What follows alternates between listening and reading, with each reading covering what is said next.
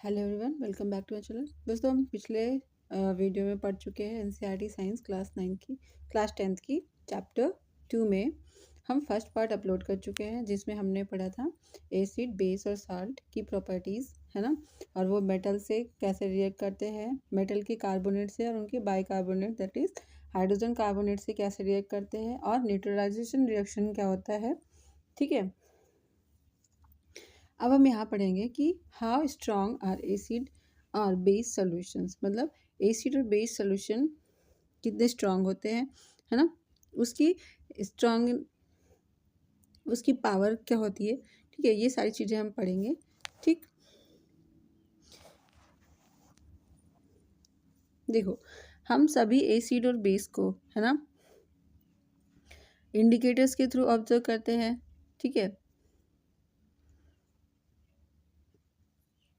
ठीक है।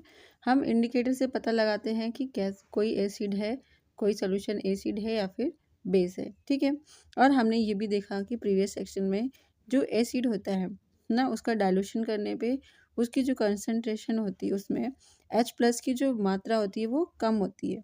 ठीक है। और OH- जो बेस के डाइल्यूशन पे कम होता है। ठीक है। अब यहाँ पे क्या हम क्वांटिटी में फाइंड कर सकते हैं कि ये जो आयंस है एसिड और बेस में कितनी क्वांटिटी में ये प्रेजेंट होते हैं। ठीक है। और क्या हम इसकी बेसिस पे जज कर सकते हैं कि कोई एसिड स्ट्रांग है, कोई स्ट्रांग एसिड है या फिर स्ट्रांग बेस है। ठीक है। अब हम क्या कर सकते हैं, एक यूनिवर्सल इंडिकेटर्स की हेल्प से, है ना, हम इसको मेज़र कर सकते हैं एसिड और बेस की स्ट्रॉन्गेस्ट को किसकी बेसिस पे, किसके हेल्प से, with the help of universal indicator. ठीक है, जो सेवरल इंडिकेटर का मिक्सचर होता है। ठीक है। और जो यूनिवर्सल इंडिकेटर होता है ये क्या करता है, डिफरेंट कलर शो करता है in different concentration of hydrogen ion in a solution. अगर सॉल्यूशन में हाइड्रोजन आयन कम है तो उसका कलर डिफरेंट आएगा, उससे ज़्यादा है तो डिफरेंट कलर आएगा। ठीक है। तो इसके बेसिस पे हम पता लगा लेंगे कि वो जो हमारा एसिड या बेस है स्ट्रॉन्ग है या फिर नहीं है। ठीक है। तो एक स्केल है ना, a scale for measuring hydrogen ion concentration in a solution, जिसको हम बोलते हैं पीएच स्केल। ठीक है। इसको डेवलप किया गया है। ठीक है। यहाँ पे पी का मतलब होता है पोटेंस, है ना, जो जर्मन लैंग्वेज का एक वर्ड है पोटेंस, जिसका मतलब होता है पावर, है ना।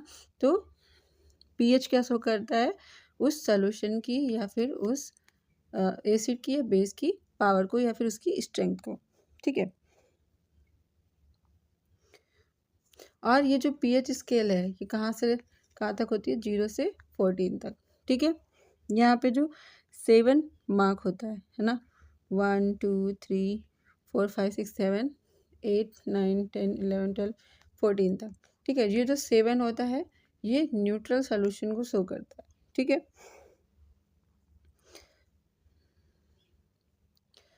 यहाँ पे देखो, ये है स्केल पूरी 0 से 14 तक। यहाँ से 7 जो मार्क है ना, 7 पॉइंट, ये क्या शो कर रहा है, ये न्यूट्रल सॉल्यूशन को शो कर रहा है। ठीक है। और जैसे हम न्यूट्रल से इधर जाएंगे तो बेसिक नेचर जो है सॉल्यूशन का वो बढ़ता जाएगा। ठीक है। इधर जाएंगे 7 से 0 की ओर तो एसिडिक नेचर बढ़ता जाएगा। ठीक है। तो जितना ज़्यादा एसिडिक होगा कोई सॉल्यूशन उतनी कम उसकी पीएच वैल्यू होगी, और जितना ज़्यादा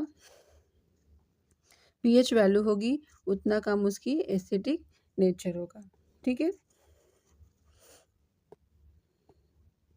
ये तो हमने समझा पीएच स्केल पे। ठीक है।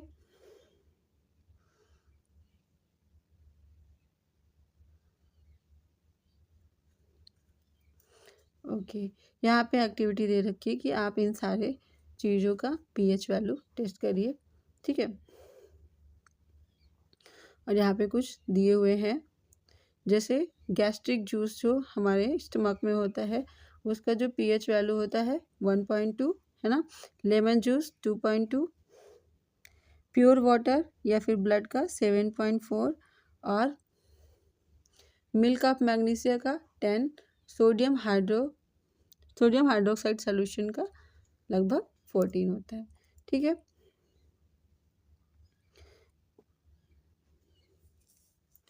तो हमने क्या देखा, जो स्ट्रेंथ है एसिड और बेस की किस पे डिपेंड करता है, डिपेंड कर रहा है ऑन H+ आयन पे और OH- आयन पे जो प्रोड्यूस हो रहा है सोल्यूशन में।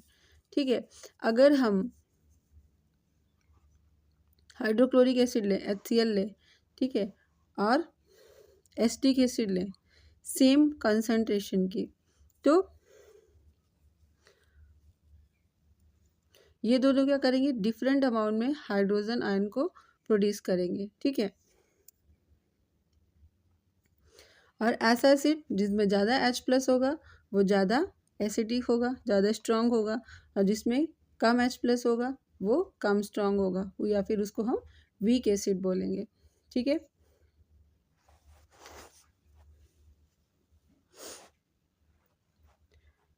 अब हम स्ट्रांग बेस और वीक बेस को कैसे डिस्टिंग्विश करेंगे, OH- के बेसिस पे, है ना। अब इम्पॉर्टेंस ऑफ पीएच क्या है हमारी एवरीडे लाइफ में।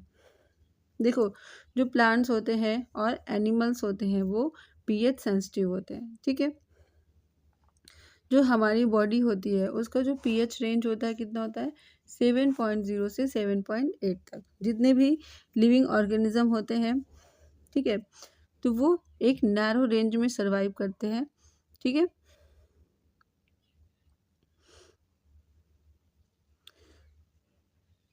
अगर जो पीएच है रेन वाटर का, है ना, वो 5.6 से कम हो जाता है तो ऐसे रेन को हम क्या बोलते हैं, एसिड रेन, है ना। एसिड रेन के बारे में सुना होगा आपने। ठीक है, जब एसिडिक रेन रिवर में फ्लो करती है तो क्या होता है, इसका जो पीएच है वो रिवर वाटर में घुलने की वजह से कम हो जाता है। ठीक है,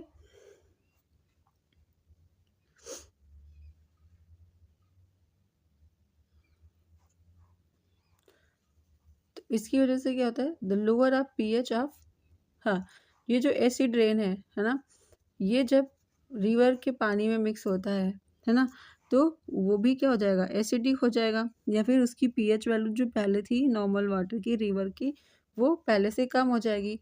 तो इससे जो एनिमल्स हैं, जो लाइफ है, एक्वेटिक लाइफ है ना, उनको तो एक फिक्स पीएच में ही सरवाइव करना है ना। उससे कम हो जाएगा तो उनकी लाइफ क्या हो जाएगी, डिफ़िकल्ट हो जाएगी। ठीक है, अब यहाँ पे एसिड इन अदर प्लैनेट्स क्या है कि जो एटमॉस्फेयर है वीनस का, है ना, वो किससे बना है, वो थिक वाइट और येलोइश क्लाउड से बना है। जो किसका बना है क्लाउड, सल्फ्यूरिक एसिड का। ठीक है, तो क्या आप सोच सकते हो वहाँ पे लाइफ होगी, बिल्कुल नहीं होगी, है ना। अब what is the pH of soil in backyard, हमारे बैकयार्ड मतलब हमारे घर के आसपास का जो सॉइल है उसकी पीएच वैल्यू क्या है, आप कैसे पता करोगे। जो प्लांट्स होते हैं, है ना, वो स्पेसिफिक पीएच रेंज को उनको ज़रूरत होती है। ठीक है, उनके हेल्दी ग्रोथ के लिए। अब अब हमें फाइंड आउट करना है कि जो पीएच है ना, उसको हम कैसे फाइंड आउट करेंगे, तो हम उसके सैंपल को इकट्ठा करेंगे सारी सॉइल्स का। ठीक है, और उसकी पीएच को चेक करेंगे। ठीक है, कैसे चेक करेंगे, हम एक्टिविटी 2.12 में देखेंगे। ठीक है, हम क्या करेंगे, 2 ग्राम सॉइल को टेस्ट ट्यूब में रखेंगे और उसमें 5 ml वाटर ऐड करेंगे। इसको अच्छे से सेक करेंगे, है ना, मिला लेंगे, मिक्स कर लेंगे अच्छे से, और हम उसको फिल्टर करेंगे। जो सोल्यूशन हमें मिला उसको फिल्टर कर लेंगे। अब जो फिल्ट्रेट है, जो हमें लिक्विड मिला, उसको टेस्ट ट्यूब में रखेंगे। ठीक है, अब हम इसका पीएच चेक करेंगे फिल्ट्रेट का किसकी हेल्प से, यूनिवर्सल इंडिकेटर पेपर से, है ना, जो हमने भी पहले पढ़ा। तो हम क्या कंक्लूड करेंगे, हमें इस पीएच जो पेपर है इंडिकेटर, पीएच इंडिकेटर पेपर, इससे हमें क्या मिल जाएगा, हमें उस सॉइल की पीएच वैल्यू मिल जाएगी कि उसकी पीएच वैल्यू है क्या। ठीक है, उसके बेसिस पे हम वहाँ पे डिसाइड कर सकते हैं कि वहाँ प्लांट की ग्रोथ होगी या फिर किस प्लांट की ग्रोथ होगी, कौन सा प्लांट वहाँ पे सर्वाइव कर सकता है। हमारा जो डाइजेस्टिव सिस्टम होता है उसका पीएच कैसे हम देखेंगे, जितने भी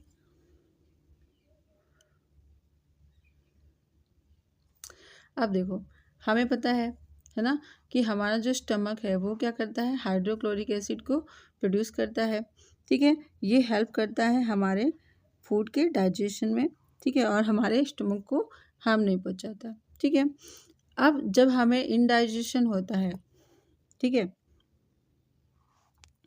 तो हमारा जो स्टमक है वो क्या करता है, ढेर सारा एसिड प्रोड्यूस करता है, और जिसकी वजह से हमें क्या होता है, पेन होता है और इरिटेशन होता है। तो हमें इस पेन से या फिर इरिटेशन से छुटकारा पाने के लिए क्या करना होता है, हम बेसिस का यूज़ करते हैं।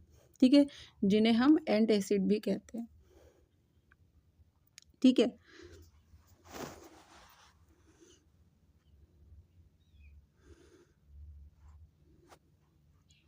ये जो एंटासिड होते हैं ये क्या करते हैं, ये न्यूट्रलाइज करते हैं एक्सेस एसिड को, है ना, हमने पढ़ा था एसिड और बेस रिएक्ट करके क्या होते हैं, साल्ट बनाते हैं, है ना।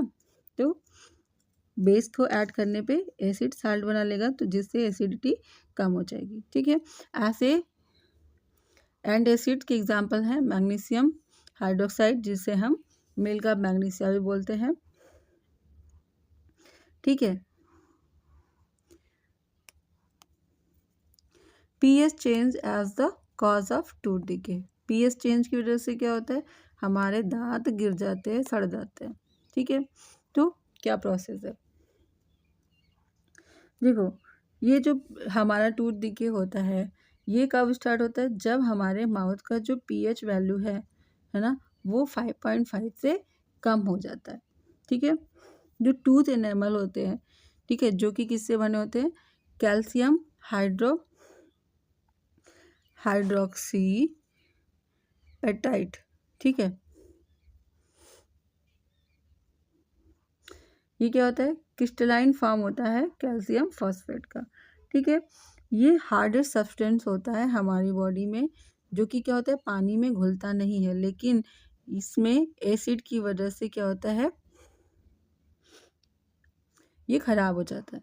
ठीक है, जब हमारे माउथ का पीएच 5.5 से कम हो जाता है तब ये खराब होने लगता है। ठीक है, जो हमारे माउथ में बैक्टीरिया प्रेजेंट होते हैं वो क्या करते हैं, एसिड को प्रोड्यूस करते हैं,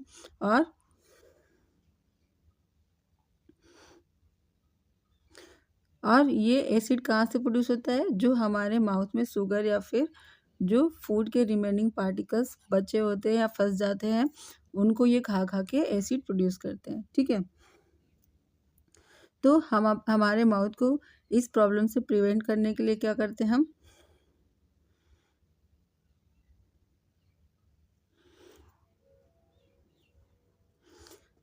हम अपने माउथ को क्लीन करते हैं, है ना, आफ्टर फूड एनी फूड, है ना, या फिर हम क्या करते हैं, टूथपेस्ट को यूज़ करते हैं, जो क्या होते हैं जनरली जो बेसिक होते हैं, और ये क्या करते हैं, जो हमारे माउथ में एसिड है उसको न्यूट्रलाइज करते हैं।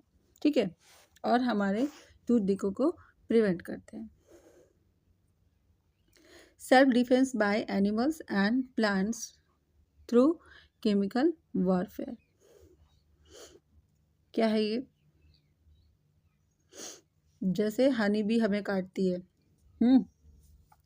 तो क्या होता है, जब भी बी हमें काटती है तो वो हमारे स्किन के अंदर एसिड छोड़ देती है। ठीक है, जिसकी वजह से हमें पेन होता है और इरिटेशन होता है।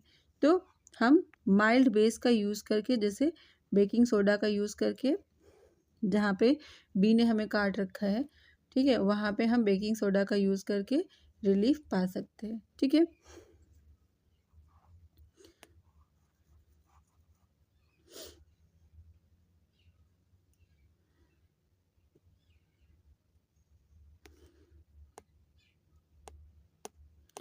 आगे देखते हैं क्या है। Nature provides neutralization option. अच्छा sorry. Nettle is a her herbaceous plant which grows in the wild, है ना। जो नेटल है ये क्या है, हार्बिकस प्लांट है जो जंगलों में उगती है। इसकी जो पत्तियां हैं, है ना, पत्तियों पे जो हेयर होते हैं वो क्या करती हैं, उससे उसके चुभने से हमें क्या होता है, पेन होता है। ठीक है, तो ये किसकी वजह से होता है, इसमें एक एसिड होता है ना, मैथेनोइक एसिड, जो सिक्रीट होता है उनमें से। ठीक है, और ये एक ट्रेडिशनल रेमेडी है।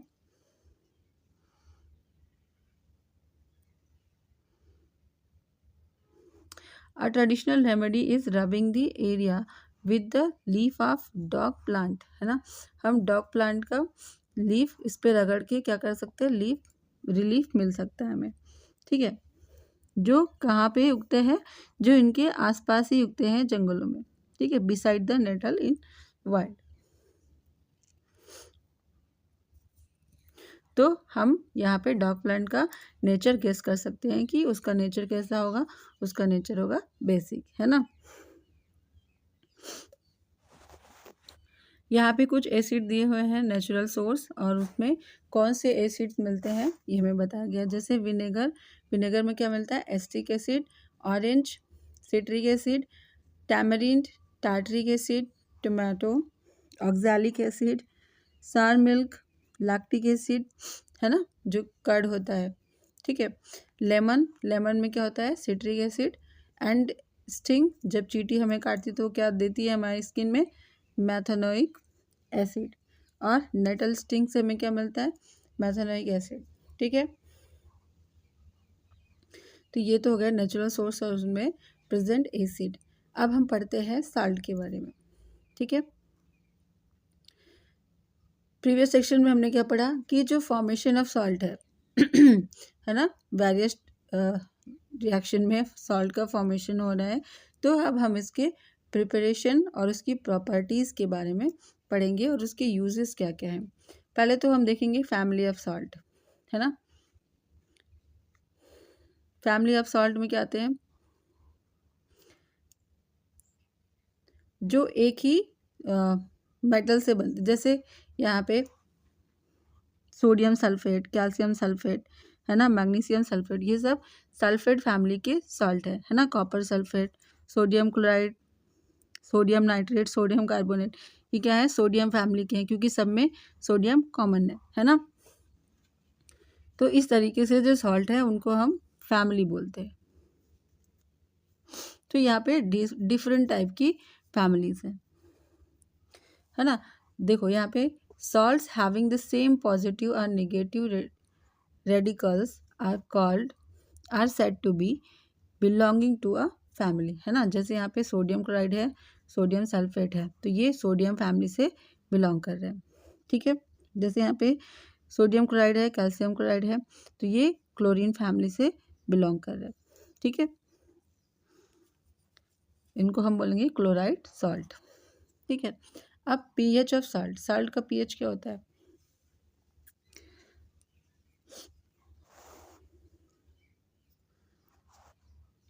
सॉल्ट क्या होता है, एक स्ट्रॉन्ग एसिड हो सकता है और एक स्ट्रॉन्ग बेस भी हो सकता है ना। Salt of a strong acid and a strong base are neutral with pH value 7। Strong acid और स्ट्रॉन्ग बेस से बना सॉल्ट क्या होगा, न्यूट्रल होगा, जिसकी पीएच होगी 7, है ना। वहीं पे अगर कोई सॉल्ट है जो स्ट्रॉन्ग एसिड से और वीक बेस से बना है, तो उसका नेचर कैसा होगा, एसिडिक होगा, और उसकी पीएच वैल्यू क्या होगी, 7 से कम होगी। और ऐसा सॉल्ट जो स्ट्रॉन्ग बेस से और वीक एसिड से बना है, तो उसका जो नेचर होगा वो बेसिक होगा, और उसकी जो वैल्यू होगी वो 7 से कम होगा, वो 7 से ज़्यादा होगी, क्योंकि बेस की वैल्यू, बेस का पीएच वैल्यू 7 से ज़्यादा होता है। ठीक है, इसके बारे में आप डिटेल में पढ़ेंगे 11th-12th क्लास में, है ना, फिजिकल केमिस्ट्री में। केमिकल फॉर्म कॉमन सॉल्ट,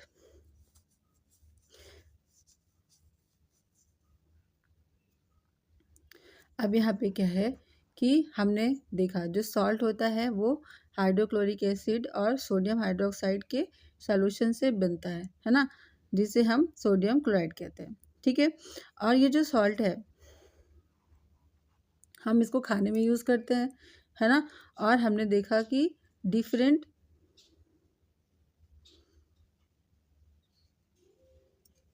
और ये जो सॉल्ट है ये क्या है, एक न्यूट्रल सॉल्ट है, क्योंकि एक स्ट्रॉन्ग बेस NaOH और स्ट्रॉन्ग एसिड HCl से मिलके बना है, तो इसका नेचर कैसा होगा, न्यूट्रल होगा। ठीक है, ये एक न्यूट्रल सॉल्ट है, इसकी pH वैल्यू 7 के आसपास।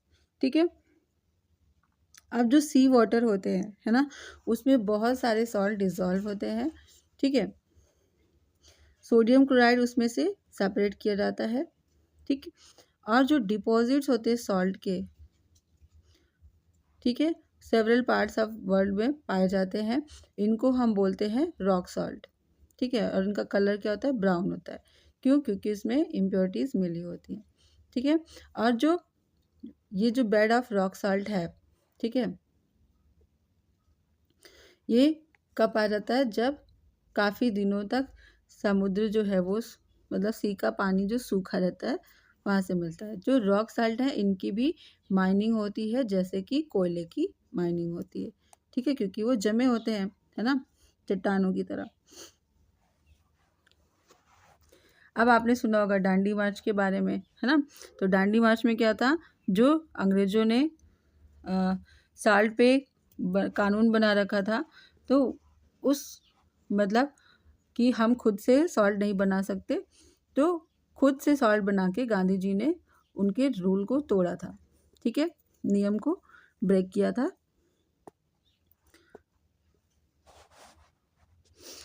तो ये क्या था, एक इम्पॉर्टेंट सिंबल था हमारे फ्रीडम स्ट्रगल का। कॉमन सॉल्ट के बारे में देखते हैं। कॉमन सॉल्ट क्या है, कॉमन सॉल्ट है रॉ मटेरियल फॉर केमिकल्स। जो कॉमन सॉल्ट है ना, वो ऑब्टेन्ड होता है ना, is an important raw material for various materials of daily use, है ना। जैसे sodium hydroxide, baking soda, washing soda, ये सब रॉक सॉल्ट हम कॉमन सॉल्ट से NaCl से बना सकते हैं। ठीक है, ब्लीचिंग पाउडर भी बनता है। ठीक है, और भी बहुत सारे ऐसे केमिकल्स बनाए जाते हैं। ठीक है, सोडियम हाइड्रोक्साइड, सोडियम हाइड्रोक्साइड कैसे बनता है, जब इलेक्ट्रिसिटी पास कराई जाती है कहाँ से, aqueous solution of sodium chloride से, तो हमें क्या मिलता है, ये इसको डिकम्पोज कर देता है सोडियम हाइड्रोक्साइड में। ठीक है, इस प्रोसेस को हम क्या बोलते हैं, क्लोर एल्कली। ठीक है, क्लोर एल्कली क्यों, क्योंकि जो प्रोडक्ट फॉर्म होता है ना, वो क्लोर फॉर क्लोरीन, क्लोरीन निकलता है, और वहाँ पे सोडियम हाइड्रोक्साइड एक अल्कली निकलता है। ठीक है, अब देखो यहाँ पे सोडियम, यहाँ पे क्लोरीन Cl- निकलता है, और OH-, यहाँ पे Na+ और H+। ठीक है,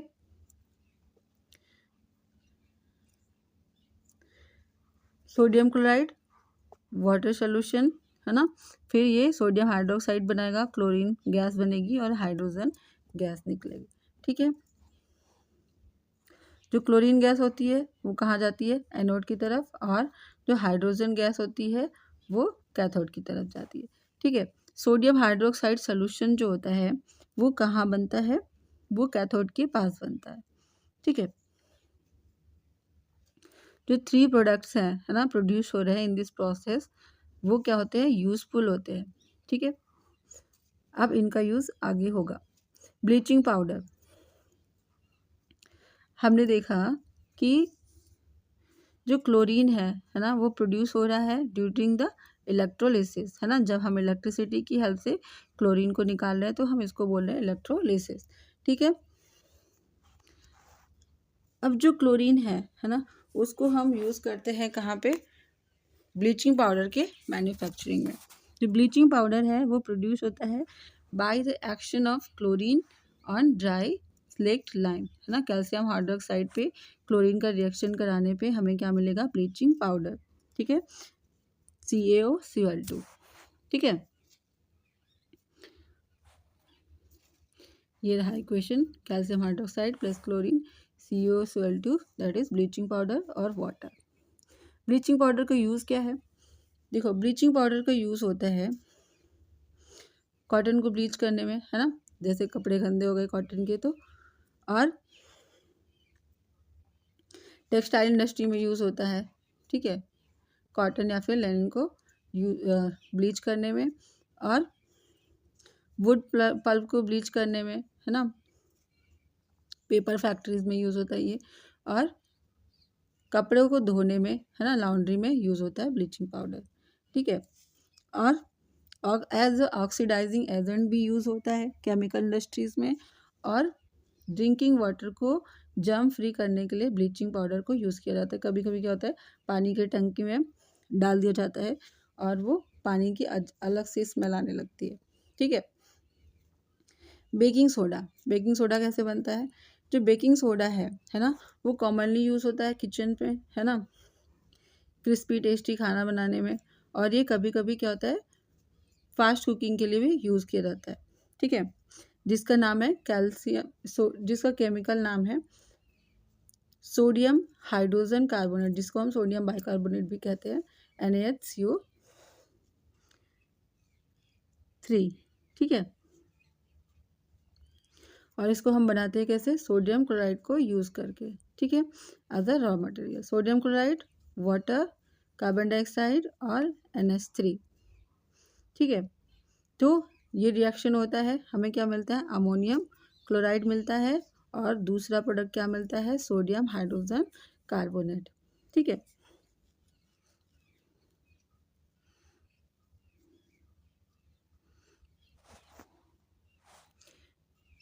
ये क्या होता है? एक mild non corrosive basic salt होता है, और ये जो रिएक्शन है, जब हम इसको गर्म करते हैं, है ना, सोडियम बाइकार्बोनेट को गर्म करते हैं, तो ये हमें क्या देता है? सोडियम कार्बोनेट देता है, वाटर और कार्बन डाइऑक्साइड, ठीक है।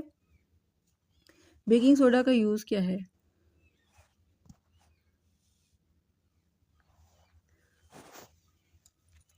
जो बेकिंग सोडा होता है ना, इसका यूज़ करके हम बेकिंग पाउडर बना सकते हैं, ठीक है, जो किसका?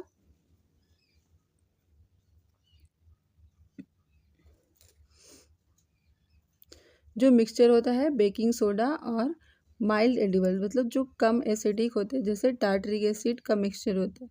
और जब हम बेकिंग पाउडर को हीट करते हैं या फिर वाटर में मिक्स करते हैं, तो कुछ हमें ये रिएक्शन मिलता है, जैसे सोडियम बाइकार्बोनेट प्लस H+, है ना, क्या देता है हमें? कार्बन डाइऑक्साइड, वाटर और सोडियम साल्ट ऑफ एसिड, ठीक है।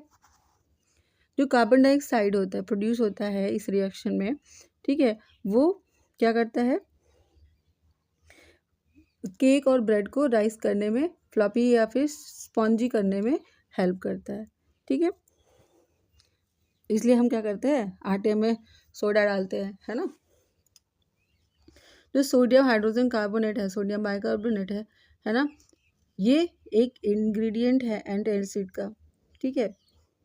मतलब जब हमें एसिडिटी होती है तो हम सोडियम बाइकार्बोनेट का यूज़ कर सकते हैं, बेकिंग सोडा का यूज़ कर सकते हैं, ठीक है, बेकिंग पाउडर का।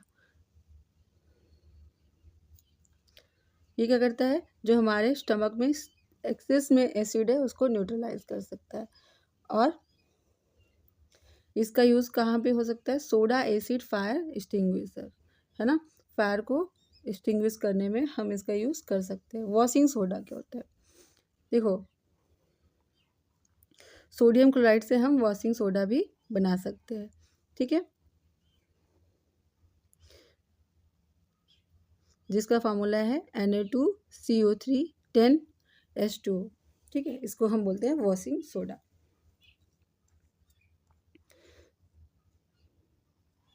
अब हम देखते हैं कि जो सोडियम कार्बोनेट है उसको हम कैसे पा सकते हैं? बेकिंग सोडा को हीट करके, ठीक है। तो क्रिस्टलाइजेशन जो होता है सोडियम कार्बोनेट का, है ना, वो हमें देता है वॉशिंग सोडा। हमने बेकिंग सोडा से क्या निकाला? सोडियम कार्बोनेट, फिर उसका क्रिस्टलाइजेशन किया, फिर हमें क्या मिल गया? मिल गया हमें वॉशिंग सोडा, ठीक है।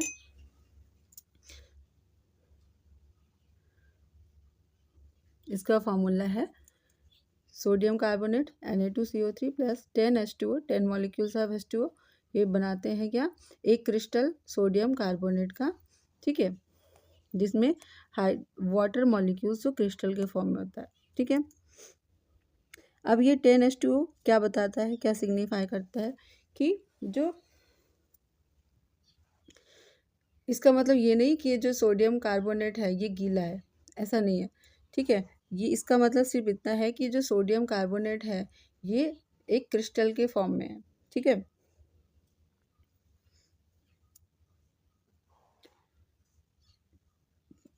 Use of washing soda, washing soda का यूज़ हम कहाँ करते हैं, जो सोडियम कार्बोनेट है ना, वॉशिंग सोडा, ये यूज़ किया जाता है ग्लास, सोप और पेपर इंडस्ट्रीज़ में, ठीक है।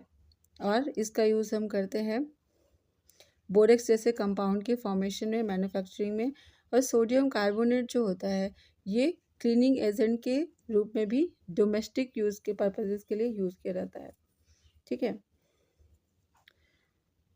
और इसका यूज़ हम करते हैं परमानेंट हार्डनेस ऑफ वाटर, जिसकी हेल्प से हम कपड़े वगैरह धोते हैं, है ना। ये जो क्रिस्टल्स होते हैं साल्ट के, ये ड्राई होते हैं या फिर वेट होते हैं, है ना। हमने देखा 10H2O था, तो क्या ये वेट था या ड्राई था, इसके बारे में देखेंगे, ठीक है। जो कॉपर सल्फेट क्रिस्टल है ना, ये क्या होता है, ये हम इसको ड्राई कर मानते हैं, है ना, लेकिन इसमें क्या होता है, वाटर क्रिस्टल होते हैं, ठीक है। जब हम इसको हीट करते हैं क्रिस्टल को, तो जो वाटर है वो रिमूव हो जाता है और जो सॉल्ट होता है वो वाइट कलर में चेंज हो जाता है, ठीक है। अब अगर हम वाटर के साथ फिर से इसको मॉइस्चर करेंगे, मतलब वाटर में इसको भिगाएंगे, तो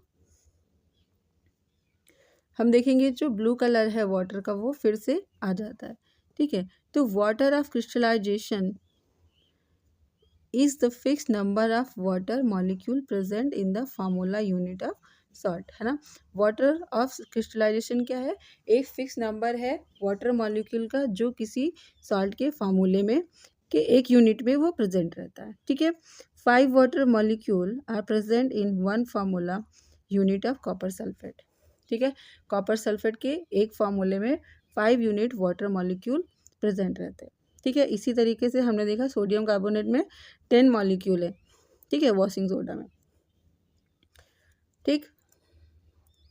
एक दूसरा सॉल्ट है ना, which process water of crystallisation in is gypsum, है ना। जिप्सम में भी क्या होता है, वाटर के मॉलिक्यूल्स होते हैं 2, ठीक है। इसमें 2 वाटर मॉलिक्यूल्स होते हैं। और ये क्या करता है, जब इसका फॉर्मूला क्या है, कैल्शियम सल्फेट 2H2O, ठीक है।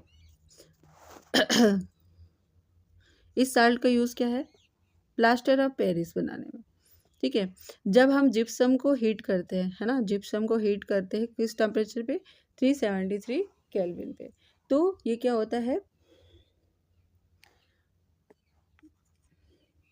इसमें से जो वाटर मॉलिक्यूल है ना, वो निकल जाता है, ठीक है। और वो कैल्शियम सल्फेट हेमीहाइड्रेट बनता है, मतलब उसमें आधा मॉलिक्यूल बचता है। इसका मतलब कैल्शियम सल्फेट के 2 मॉलिक्यूल में, ठीक है, एक एक H2O फंसा होता है, ठीक है। तो एक के हिस्से आधा आया, ठीक है, इसलिए इसको बोलते हैं कैल्शियम सल्फेट हेमीहाइड्रेट, इसको हम बोलते हैं प्लास्टर ऑफ पेरिस, ठीक है। ये जो सब्सटेंस है ना, इसका यूज़ डॉक्टर्स करते हैं, है ना, प्लास्टर करने में, ठीक है, बोन को सपोर्ट करने के लिए। और जो प्लास्टर ऑफ पेरिस होता है ये वाइट पाउडर होता है और मिक्स किया जाता है जब वाटर में, तो ये चेंज हो जाता है जिप्सम में फिर से, और ये हॉट सॉलिड मटेरियल में चेंज हो जाता है, ठीक है। फार्मूला ये है कैल्शियम सल्फेट, है ना, प्लास्टर ऑफ पेरिस को जब वाटर में घुला जाता है तो जिप्सम बनता है, ठीक है। यहाँ पे क्या है, note that only half of water molecule is shown to be attached as water of crystallisation तो हम इसको हाफ को कैसे कंसीडर करेंगे, हम हाफ वाटर मॉलिक्यूल को कैसे फाइंड करेंगे। इसका मतलब ये है कि जो फार्मूला है कैल्शियम सल्फेट का, वो दो फार्मूले शेयर कर रहे हैं एक मॉलिक्यूल को, ठीक है। इसलिए जो प्लास्टर ऑफ पेरिस होता है उसमें दो मॉलिक्यूल है, नहीं जिप्सम में दो मॉलिक्यूल है, प्लास्टर ऑफ पेरिस में हाफ, ठीक है। और ये जो प्लास्टर ऑफ पेरिस होता है इसका यूज़ क्या होता है, टॉयस बनाने में, है ना, डेकोरेशन मटेरियल बनाने में, ठीक है, और सरफेसेस को स्मूथ बनाने में, है ना, चिकना बनाने में, ठीक है। ये हुआ हमारा चैप्टर ख़त्म। मिलते हैं अगले चैप्टर में, तब तक के लिए bye bye. Thank you very much for discussion. आपको ये वीडियो कैसा लगा प्लीज़ कमेंट सेक्शन में बताइए। Please like share and subscribe.